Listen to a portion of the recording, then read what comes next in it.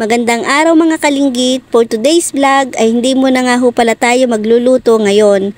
Ang atin nga ho palang vlog muna ay gagala muna tayo sa SM Santa Rosa. Dahil mainit nga ho pala ang panahon ngayon ay doon muna ho tayo magpapalamig. Pagdating nga ho pala namin din sa Pulo ay diretso nga ho pala kami sa 7-Eleven at bibili nga ho pala ako ng pagkain na aking kakainin. Dahil umalis nga ho pala ako ng boarding house nang walang kakain-kain. Sabi ko nga ho pala ay pag kami ay gagala sa SM ay kakain muna para busog, para makaminos ng gastos. Ang nangyari ho'y walang kakain-kain kundi kapilaang. Kaya pagdating ko nga ho pala din sa 7-Eleven, ang binili ko nga ho pala dyan ay tubig at saka nga ho pala ring siopaw na asado. Pagkabayad ko nga ho pala ng binili kong pagkain ay nilantakan ko na nga ho pala ng kain din sa gilid. Abay nagtanong muna ho pala ako bago ako kumain din kung pwede.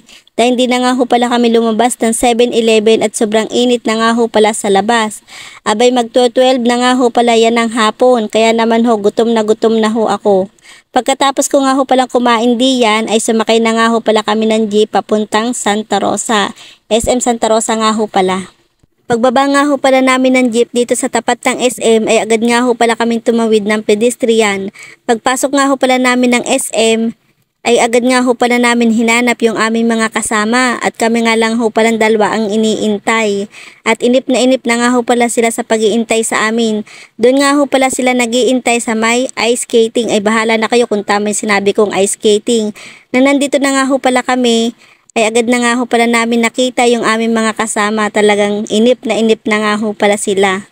Yan nga ho pala yung mga kasama ko mag-skating. Hindi ko na nga ho pala sila babanggitin kung sino sila. Marami nga ho pala kami diyan. Yung iba nga ho pala ay nabili ng medyas.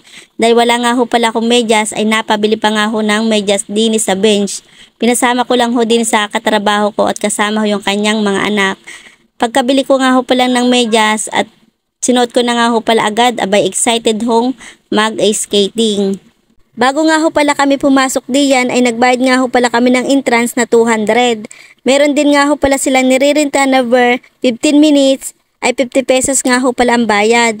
Sa sobrang excited ko nga ho pala ay nakalimutan ko ng bidyuhan.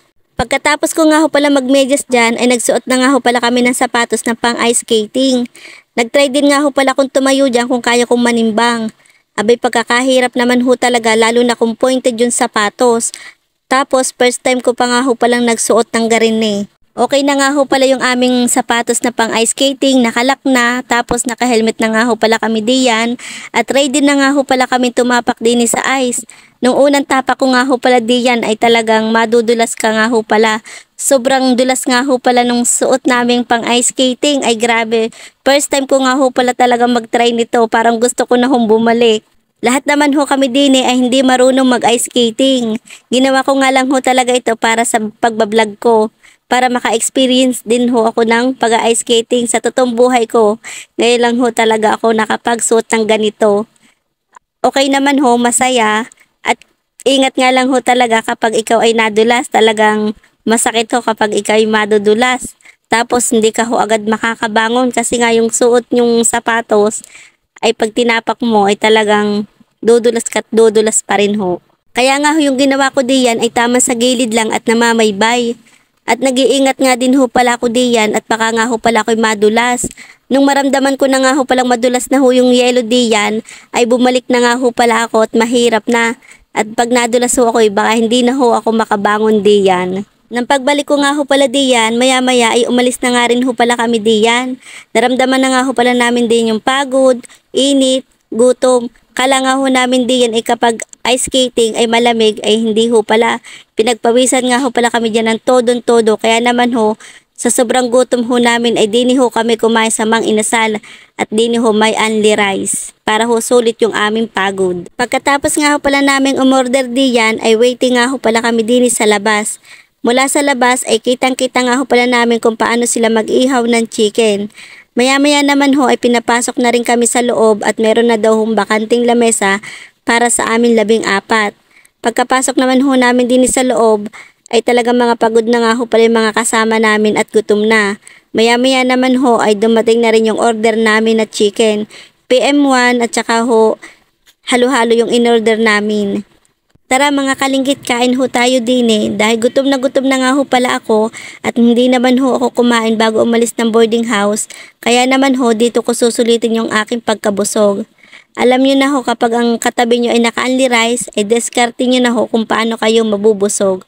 Pagkatapos ko nga ho palang kumain diyan, ay rin naman ho sinunod ko yung dessert ko na halo-halo.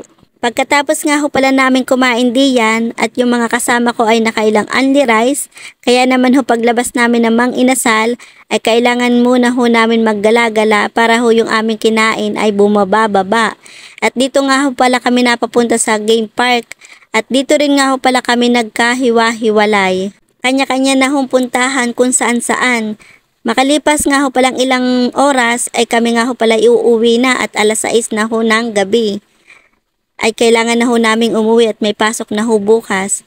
Kaya hanggang dito na lang ho yung aking vlog. Salamat ho sa inyong support at panonood. Bye-bye!